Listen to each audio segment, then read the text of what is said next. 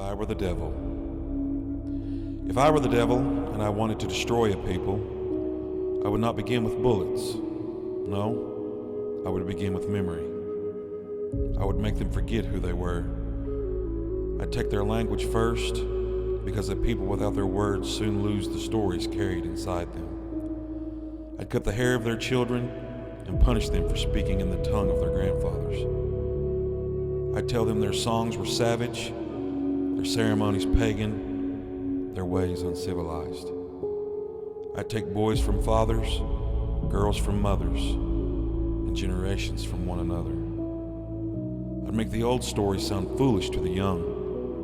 I'd dam the rivers, fence the plains, rename the mountains, and teach the world that the land had only truly mattered once someone else claimed it on paper. I'd put them in history books, but nowhere else. Make them mascots on Saturday and invisible on Monday.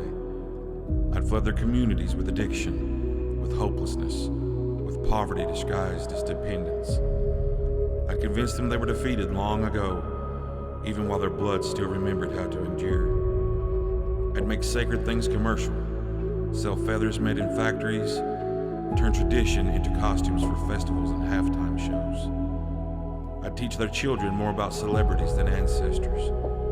I'd make survival so exhausting that culture became difficult to preserve. And when they cried out in anger, I'd call them bitter. When they fought to remember, I'd call them stuck in the past. When they tried to heal, I'd tempt them to numbness instead.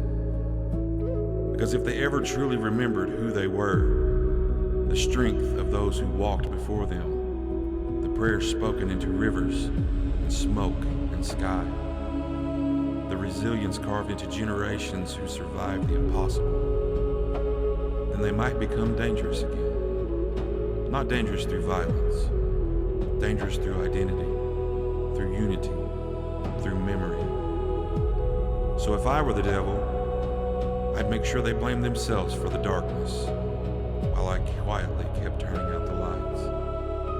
But I would fear one thing above all else, that despite everything I had taken from them, their songs survived. Their stories survived.